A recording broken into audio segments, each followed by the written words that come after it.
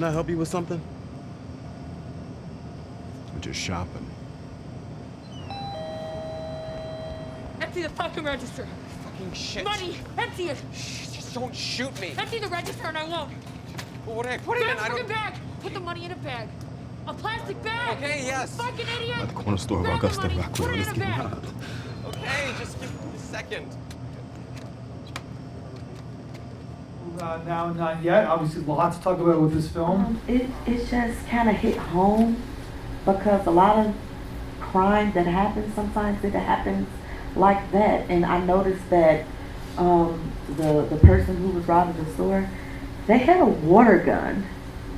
And it wasn't even a real gun. And then the person, the guy who shot the robber, he wasn't an officer. He was a regular citizen that was just so happened to have a gun on his person. So it was kind of like, wow. And then he left. And then he accidentally shot the guy behind the cash register, and he knew him. But I think that he kind of lacked the emotion when he saw that what he had done. I didn't see the emotion there. Like, he wasn't as hurt by the fact that he just killed somebody that he know. So that kind of puzzled me. Like, dang, you didn't even stay to see if he was still alive. You didn't call 911 and you just made 911. You just made a terrible mistake.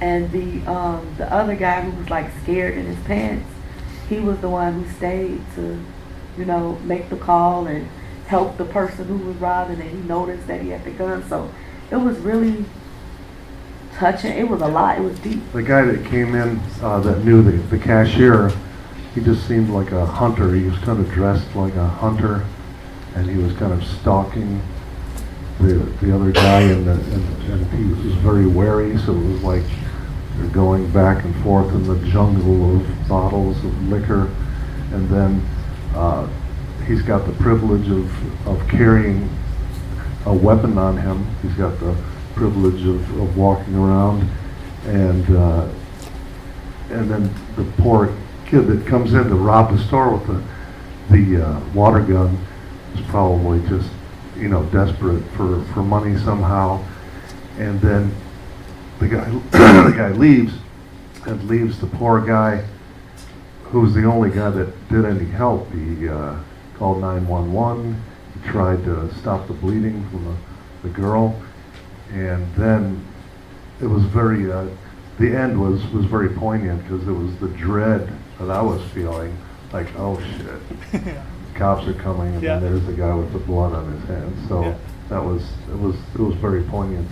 You figured that we live in a world where the cops come. That's a good thing, right? Yeah. But then everybody's feeling in this room is like, oh, the cops are coming. Yeah. This black man has blood on his hands, right? What's going to happen? And that's the unfortunate part. Go ahead. It was a nice film. It was a great one to end off with because we're in Chicago, and I can relate to the gentleman because I'm a young black man, and everything that was going on in that film is like directed towards a black man, like it's a robbery. So everybody's going to seem like the black man is the one that's doing the robbery, but it wasn't that. The black man was actually the one that's trying to help. So I appreciated that film because all black people aren't here to rob. We're here. Some black people are here to help, And but at the end of the day, if that was me, I wouldn't have sat around and helped. I would have probably got up out of there. I probably would have left. I probably would have ran away because it makes you wonder. Like, he must have known somebody because he stayed to help. Like, why is he staying there to help? And he has to know somebody because any person like me, we would have got up out of the situation. Somebody has a gun, and we're not trying to be around there. So I just thought it was nice to show that black people aren't always there to rob. We are also here to help. I mean, honestly, the old white dude with the gun was very much, as somebody just said, in hunter mode, and was looking at the young black dude staring at bottles of wine. And then basically when he left him, it kind of felt like a frame job. I mean, he was like, all right, I'm gonna let the cops come and find this like not white person here with a dead body, and like, I'm out of here. It just seemed a little like that was something that was at least on some level of his consciousness the whole time. Touched on a whole bunch of good stuff. So when the white guy came into the store, I could kind of sympathize with the guy with the liquor. But I could feel like kind of like a discrimination thing where I was looking at him and like watching him throughout the store. And so I feel like that was a good, I don't know, good showcase of things that, you know, colored people actually go through on a daily basis. Another thing is the gun control, and touched on that where it's kind of like he had a gun, he could stop the situation, but he made a mistake. So like it could have been a lot worse, could have been handled differently. And then the last part, after the whole crime was committed and the police coming in, and then the black guy with the blood in his hands, you could feel like the police brutality coming in, even though like he was trying to help out.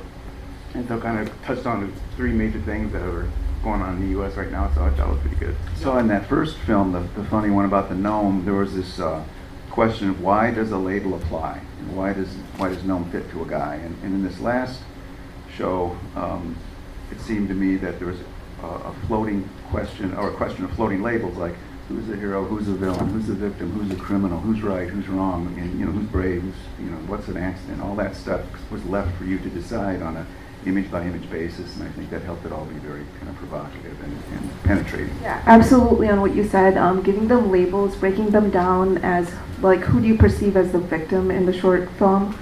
And I really like how the film took a moment to highlight white privilege, because the way I analyzed the victim, there was the cashier, there was the woman who was trying to rob but had a water toy gun, and then there was also the black young man at the end. I would consider victim.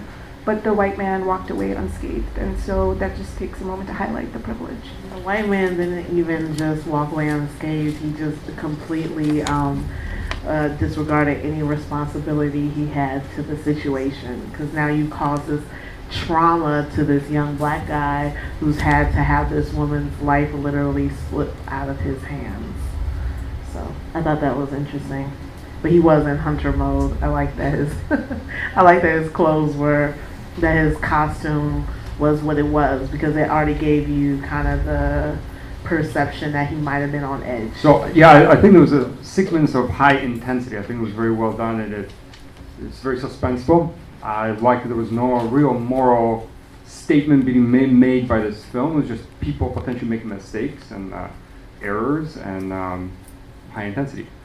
You know, the citizen with a gun was trying to probably do something good, and there was a mistake obviously made, and it's just humanity of errors and bad decisions, and I think it was very suspenseful. Yeah, pass the mic.